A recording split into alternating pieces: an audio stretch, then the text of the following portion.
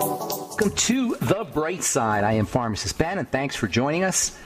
Got lines open for you at 844-236-6010. We love hearing from you. If you have questions about health, nutrition, prescription drugs, if you want to get off your meds and get on a good nutritional supplement program, if you have a health challenge you need help with, 844-236-6010 is our number. If you just want to contribute to the conversation, we love hearing from you. 844-236-6010. We have Carolyn Corey coming up at the bottom of the hour. Carolyn is a filmmaker, and she's got a really, really interesting, educational, informative, and most of all, inspiring movie out called Superhuman. It's about, it's about our superhuman potential. It's about the invisible world. In fact, the subtitle of her movie is From the Invisible to the Visible. It's about consciousness. It's about PK, psychokinesis. It's about magic, really. It's about how the invisible world affects the visible world, how the visible world is merely an epiphenomenon or an end result of the invisible world, something we talk about on this program, something that's informed my life personally since I was a kid. The power of invisibility, the power of the mind, and the power of consciousness to construct our lives. And I can think of no more appropriate subject in this corona crazy time that we're living with than to understand energy and to understand consciousness and to understand the power we have to create our own reality. This movie is not airy-fairy at all. It's hardcore science. She talks to scientists and she does a lot of experimentation. It's a super cool movie. You can rent it on Amazon. Carolyn Corey is coming up at the bottom of the hour. Her movie is called Superhuman, From the Invisible to the Visible. We'll take your calls in our next segment, 844-236-6010. If you want to purchase longevity products, head to brightsideben.com, pharmacistben.com, or criticalhealthnews.com, or call 866-735-2470 for more information, 866-735-2470. Don't forget to ask about joining the Brightside Ben team. For a one-time $30 fee, you can be in business for yourself, and now is a perfect time to start a home-based business. It's always been a good time to start a home-based business, but now especially with all the economic uncertainty that's going on in the world, starting a home-based business is a great way to take control of your finances and help other people at the same time, help yourself and help other folks at the same time understand and leverage the power of nutrition and nutritional supplementation. Call 866-735-2470 or click on the Join the Team link at brightsideben.com, pharmacistben.com, or criticalhealthnews.com. And please check out our Truth Skin Health products at truthtreatments.com. And don't forget to take a look at our almost 900, actually a little over 900 4- and 5-star reviews at truthreviewed.com. Some of these reviews are absolutely mind-blowing. Truthreviewed.com, truthreviewed.com. All right, so we have been talking about the distinction between fats and water, fat solubility, water solubility, hydrophilic, meaning water-loving, fat-loving is lipophilic. Fat-loving versus water-loving is a primary distinction in biochemistry, and it's a distinction that is not leveraged as often as it should be, in my humble opinion. Now, in the skincare world, it becomes really important to understand the distinction between water solubility and fat solubility because the skin is fatty. And in chemistry, we say like dissolves like. So by understanding the fatty nature of the skin, we can understand how to get things into the skin. Contrary to appearances, the skin is stratified. That means it's layered. And the good stuff, that is the viable stuff, the living stuff, is deep. If you want to have good skin via skincare products, if you want to use skincare products to change the quality and texture and health of the skin, you got to figure out a way to get the ingredients in your product, the active ingredients, to a place where they can do some work. They can't do any work on the top because the top is dead. They can't do any work until they get down to the lower levels, the viable levels, so-called squamous layer and the basal layer, which you got to use your imagination because you can't really tell by looking. So you got to use your imagination and picture layers like lasagna or baklava. The skin is layered in this fashion, and the living cells are in the bottom layers. So you got to get down to the bottom, and the way to do that, if you understand like dissolves like, and the skin is fatty, is you gotta have fatty ingredients. This is where I came up with the idea of using fat-soluble vitamin C, which I've been using for many years in our Truth Treatments feature. Also retinol, which is a fatty ingredient. And those, by the way, are the two most important ingredients for the skin.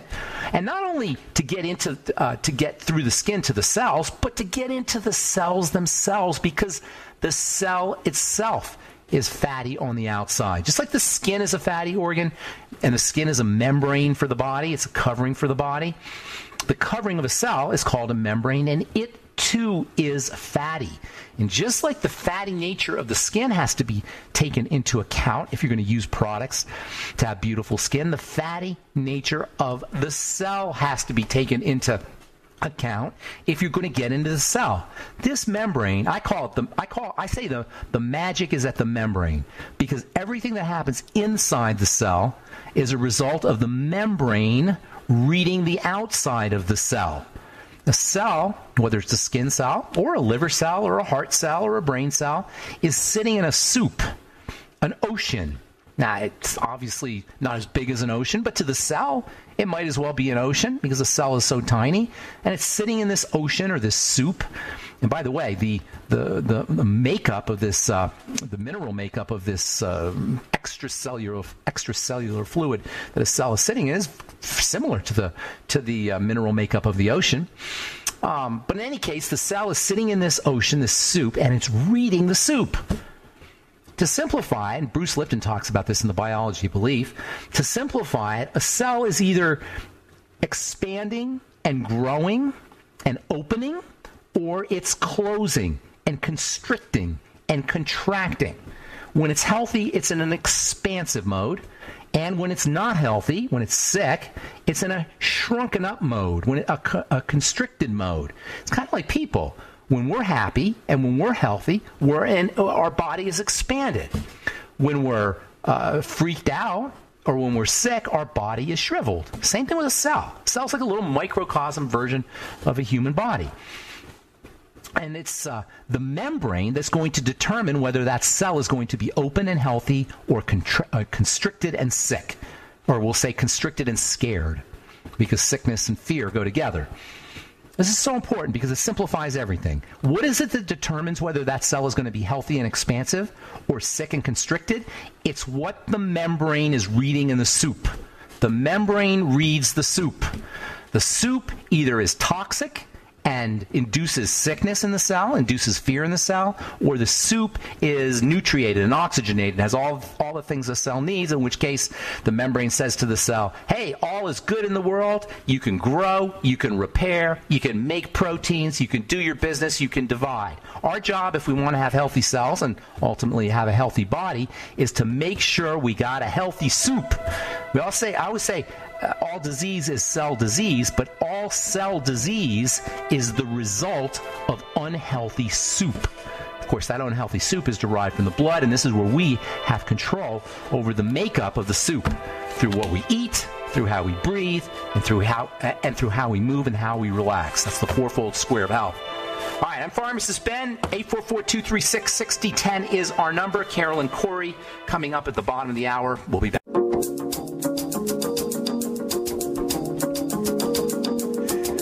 We're back on the bright side. I am Pharmacist Ben, and thanks for joining us. 844-236-6010 is our number. 844-236-6010. Got all our lines open. If you have questions, comments, or success stories you'd like to share, we love hearing from you. Carolyn Corey is coming up in our next segment. We're going to talk about her super inspiring movie, Superhuman. From the invisible to the visible, and we need all the inspiration we can get. I found myself going back and forth from the news to Carol. I was watching Carolyn's movie for the last couple of days. I've been watching it, and I found myself going back and forth from the news and from all the stuff that's being put out there about COVID and vaccinations and riots and government fear programs and all the things that are going on in the news that really can freak a person out. And I found myself going back and forth from the news to Carolyn's movie, and it just reminded me of how important it is to be inspired. How important it is to surround yourself with good news. Yeah, you got to find out you got to know what's going on in the world, because this is the world we live in. But it's equally important, or even probably more important, to be inspired about the beauty that's in the world, about the power that we have over our environment, the things we can do to improve the quality of our life. We'll talk to Carolyn Corey about her movie Superhuman. From the invisible to the visible in our next segment. We'll get your calls if we have calls. This segment, 844-236-6010. From the journal Cell Stem Cell Research, quote, the cell niche is much more than a set of soluble factors and cell-to-cell interactions. It is also a physical space with mechanical and chemical properties that influence a variety of intracellular events, unquote.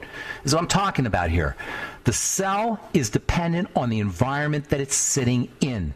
And that means it's dependent on growth, it's dependent on health, or the lack of growth or the lack of health on the environment that it's sitting in. That's called the extracellular space. This extracellular space is what determines how healthy a cell will be. The interaction between the cell and the environment it's in is analogous to the interaction we have with the environment that we're in. A cell's like a miniature person. And it's analogous to a miniature person in the same way that a cell is responsive to the environment that it's in. People are responsive to the environment that they're in. And in this way, there's really no break. There's no distinction. There's no separation between us and our environment. Just like there's no separation between a cell and its environment. This is why you don't need to be vaccinated. In fact, this is why you probably shouldn't be vaccinated. A vaccine puts toxins in the cell environment. Now, the idea is, the cell will respond to the toxins by producing antitoxins, and to a certain extent that's true, but it's much more functional, much more intelligent to make sure that the extracellular space, the space that a cell is sitting in, has what it needs to do its business. The reason we're not as healthy as we should be, and the reason we're susceptible to infections, is because that extracellular space is not clean, because that extracellular space is not nutriated, because that extracellular milieu is not oxygenated, because that extracellular milieu does not have what a cell needs to do its business. And this is where we control our destiny. This is where we control our cell's destiny, for better or for worse. If we're eating McDonald's and we're smoking cigarettes and we're taking drugs and we're drinking alcohol and poisons, of course we're going to be more susceptible to disease. And if our government authorities and if our medical authorities and our government/medical authorities, that is, representatives who work for the government and for medicine, are telling us that we have to be vaccinated, or we have to stay in the house, or we have to wear masks, and not telling us or not providing us with the wherewithal we need to nutritionally supplement, or to eat correctly, or to make sure that we're exercising, then they don't know what they're talking about, or they've got nefarious and malevolent intent. Either or both. This is the whole idea of epigenetics, by the way, because, you see, epigenetics is based on this communication from the outside to the inside. The extracellular matrix, via the membrane, communicates to the genetics. To try to change genetics, to try to hack into the genetics without first working on the extracellular matrix, and the membrane, for that matter, is fraught with danger. The genetics of a cell are supposed to be responsive to the environment. They're not supposed to be hacked into. Change the environment, you change the cell. Change the cell, you change the genetics. That's the science of epigenetics. And while we're at it, because the membrane is fatty, making sure that you're working on the fats becomes really important. We spent the last couple of days talking about the importance of vitamin D. Well, vitamin D is the quintessential membrane nutrient. This is why we say vitamin D is not really a vitamin, it's a hormone. It works at the level of the membrane. This is why vitamin D has so many different effects. In biochemistry, when one material has a lot of effects, we say it's pleiotropic, P-L-E-I-O-T-R-O-P-I-C. Pleiotropic means it has many effects. Vitamin D has many effects because it works at the level of the cell membrane and changes the way the cell communicates to the genetics. Vitamin D is the quintessential epigenetic factor. That's why I say it's a hormone and not a vitamin. Hormones control the genetics. Now, you can't really take vitamin D supplementally. Well, you can take it supplementally, but that's not the best way to get your vitamin D. You can get vitamin D from foods. That's not the best way to get vitamin D either. The best way to get vitamin D is the way nature intended us to get vitamin D, is via the sun, making sure you're getting out in the sun. If you can't get out in the sun, get yourself a sun lamp. That's the best way to get vitamin D. And by the way, vitamin D is not activated until it becomes transformed at the level of the liver and the level of the kidney. The intestines are probably involved to a certain extent, as are the lungs and maybe even the skin. So if you have a kidney disease or if you have liver disease, you have metabolic disease of the liver, metabolic syndrome, as they say, and diabetes and blood sugar problems are a classic sign of metabolic syndrome. Chances are pretty good you're going to have a vitamin D problem. And this is one of the reasons why people who have metabolic syndrome and blood sugar issues are more prone towards stone formation, more prone towards kidney stones, more prone towards tear duct stones. Stones, calcium stones, are the end result of poorly processed calcium, usually secondary to vitamin D problems. And this is one of the reasons why people have metabolic syndrome are more prone towards stone formation, because typically people who have metabolic syndrome are not activating their vitamin D. How do you handle that? Work on your liver. Work on your kidneys. How do you handle that? Lower your blood sugar. And guess what? It always boils down to the triangle of disease: the digestive system, the blood sugar system, and the stress management system. That's why I came up with the triangle of disease, by the way, because health can be so darn confusing. You don't know where to turn. You don't know what to do. You don't know which step to take first. Well, you take the first step first. You take the first point in the triangle of disease as the first step, and that's you work on the digestive system. Second step, you work on your blood sugar system, and the third step, you work on your stress management system. This is why probiotics are so important, by the way, and probiotics are not only important for the digestive system in terms of how we digest our food, they're especially important in terms of fat management. This is one of the underappreciated roles of a good probiotic supplement, and one of the underappreciated roles of eating fermented foods. When you have a healthy microbiome, when you have healthy gut bacteria, you'll have not just a healthy digestive system, but a healthy fat management system, and you'll be more prone to, or you'll have better absorption of your fat-soluble nutrients, particularly vitamin D. And there is actually an extremely important relationship between the microbiome and vitamin D. All right, I'm Pharmacist Ben. 844-236-6010 is our number. Carolyn Corey.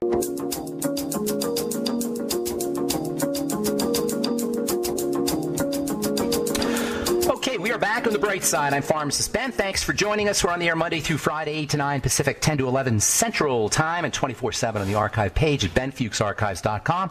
Got a search engine up, and we also have maybe 9+ years of daily programs up at brightsideben.com and benfuchsarchives.com. You can purchase longevity products at brightsideben.com, pharmacistben.com, and criticalhealthnews.com, and True Skin Health products, all formulated in my compounding pharmacy for wound healing. Wound healing equals beauty, and that's why we have over 900 4- and 5-star reviews at truthreview.com. Never any preservatives, fragrances, fillers, waxes, emulsifiers, vegetable oil, silicone, water, nothing your skin doesn't need or doesn't want in any of our Truth Skin Health products. Check them out at truthtreatments.com, truthtreatments.com.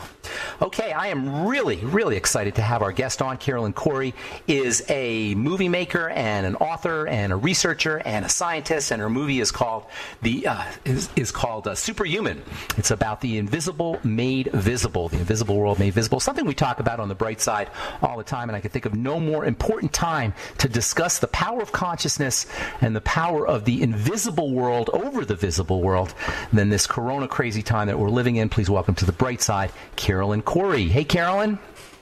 Hi, thanks so much for having me. And thank you for being on, and thank you for your wonderful movie. I was sharing with our listeners how I was watching your movie the last couple of days, and I found myself, because I follow the news, I got to keep up with what's going on in the world, and I found myself bouncing back and forth between the news and your movie, and it dawned on me how important it is.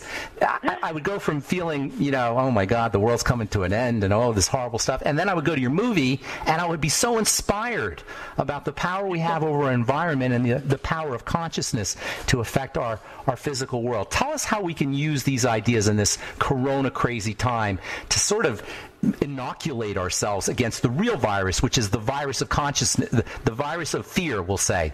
It's a consciousness virus more than it is a physical virus. And how can we use your movie to inoculate ourselves from this? Yeah, I think it's, like you said, it's so timely, because what we have right now is ourselves. That's what we can't rely, obviously, on a lot of things that we're being told, the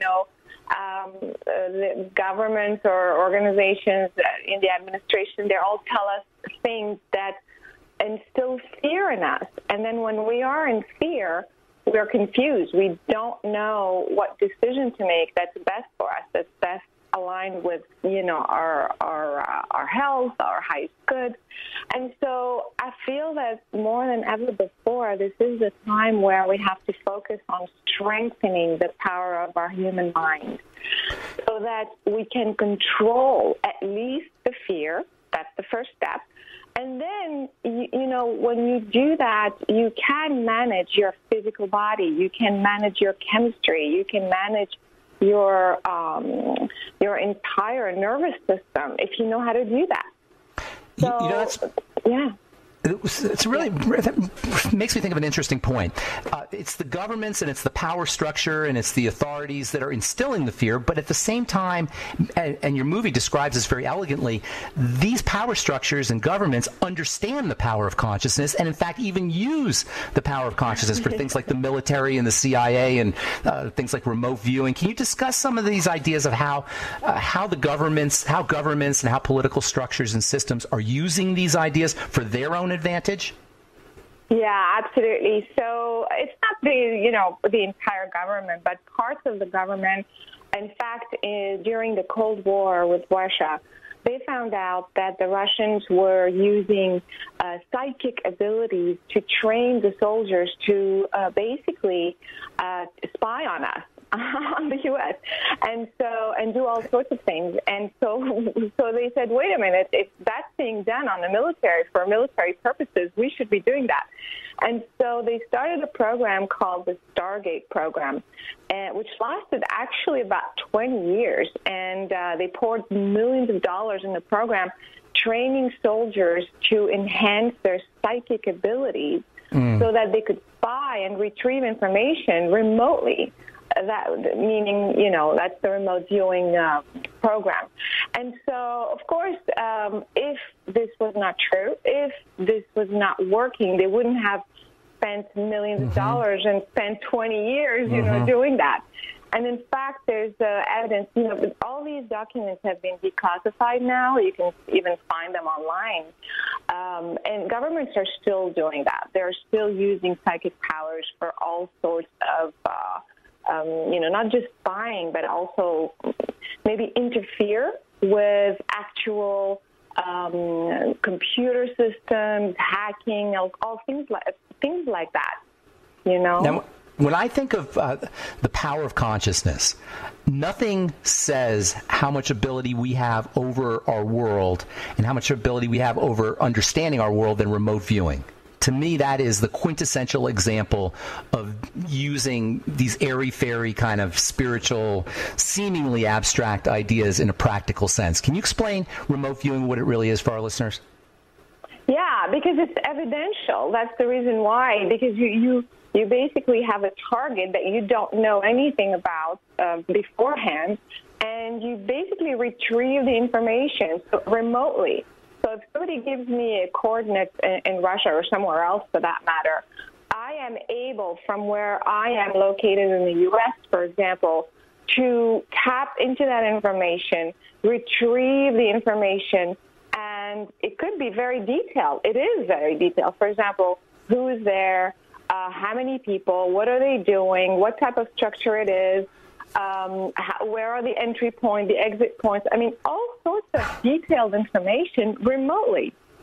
That's amazing. So, if you can travel 1,000 miles in your mind and actually make an accurate assessment of what a landscape, for example, is like, what does that imply? So first of all, there's preparation involved. I mean, you can't just jump into it. Even with the most trained remote viewer, there's a little bit of preparation, how to focus your mind, quiet your mind, because there's a lot of mind chatter that interferes with the process. So you have to get yourself to this very quiet, centered space. And then there's different methodologies. The government taught it a different way. I teach it in a different way. But basically, the principle is the same, that your consciousness is non-local. It's not bound to your physical body. So your consciousness is everywhere. So once you have quieted your mind and you're starting to focus, you set your intention to focus specifically on that particular target. And you're shutting out everything else as if you are zooming in the camera. And before you know it, your higher consciousness begins to bring you that information. And, so we've tried with people, like as you saw in the movie, who have never done it before. And they were able to do it just like that. It's actually a natural process that anybody can do and learn. You know, I love the way you say it's a natural process. One of the things that struck me about your movie is that you began it with children. And the little kids were talking about things like energy, about what energy feels like.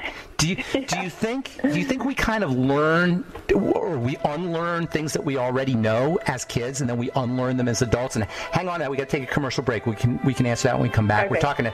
We're talking to Carolyn Corey. Her movie is Superhuman, very, very inspiring movie. You can get it on Amazon and Google Play and pretty much all the streaming platforms. Carolyn Corey coming up with more right after this.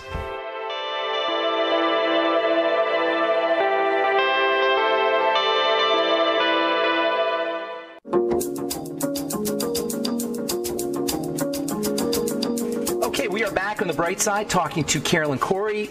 Her movie is Superhuman. Carolyn, do you think we're born with a certain sense of the numinous or the magical, and then we're taught to unlearn it? Absolutely. In fact, that's what happened to me. When I was 5 years old, I would look at someone. I knew exactly what was going on with them, what was going to happen the next day. I knew what was happening on the other side of the wall. I could see things that nobody else could see. It was that's why I use the word natural, because we are all tapped into these realities, especially as children. But with time, we kind of were told, hey, there's nobody there. Stop talking to invisible friends, you know.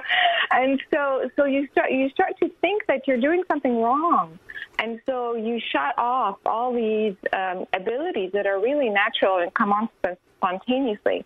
In fact, when we teach children, you saw that in the movie, where we just taught a class online to children to be able to see what's blindfolded.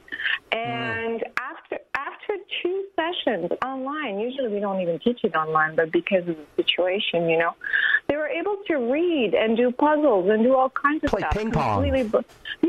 Completely blindfolded after 2 sessions, because the child, you tell them, you know, just what color do I have in my hand? They just kind of do it. They just say it. They don't think, oh, wait, how come? It doesn't make sense. They don't think so much, you know, of the mechanics. They just do it. It is a spontaneous ability. And so, but when it's with adults, you know, there's all this confusion and mind chatter and belief systems, you know, that's the problem. So you're a futurist. Do you see a world in the future where we actually pull that out of children instead of shutting it down? We actually pull it out. We educate them, pull that out of them in the future? And what would the implications for the planet be if we started doing that? Yeah, I mean, that's exactly the point of the movie, Ben. It's that everybody has these abilities. There are children and adults right now on the planet who can do this. And so the idea is to stop thinking that this is all woo-woo stuff, crazy stuff. This is all real stuff. And actually, this is our real power. For example, just, you know, going back to the remote viewing real quick, how can we use this on a daily basis? Of course, we're not using it for military purposes. But, I mean, we can do these things for our daily simple things. For example, especially in our situation today. For example, you have to take a trip, but then there's the whole COVID thing going on, and then there's all these problems going on. And so you can remote view the location where you're going. You can remote view in the future, in the past. You can remote view anything on planet Earth, and beyond, by the way.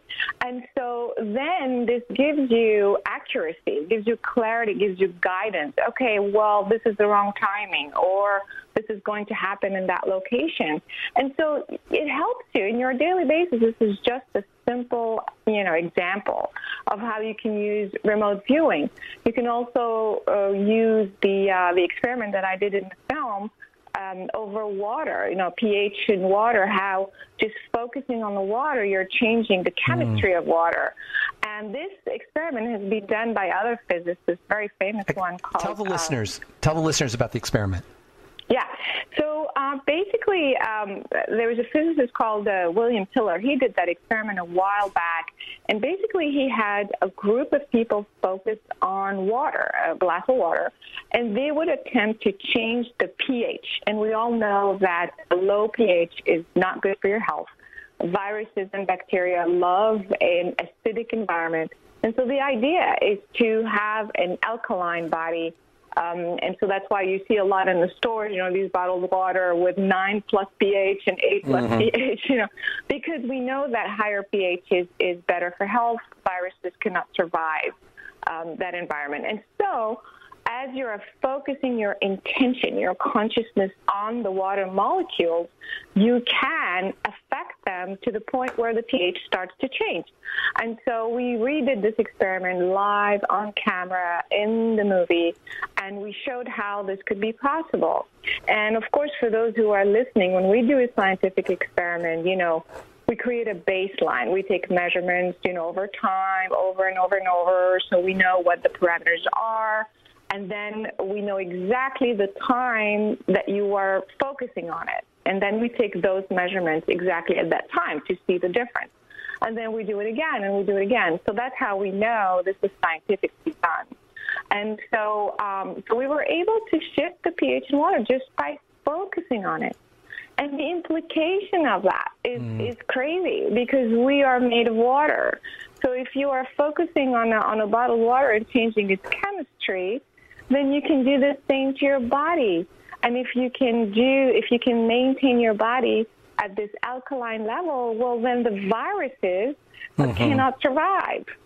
So these what we think are woo-woo crazy stuff are real abilities that we have that can help us on a daily basis for things like that, for example. Do you think this explains why some people get sick and other people don't, and two people can be exposed to a virus and only one person will get it?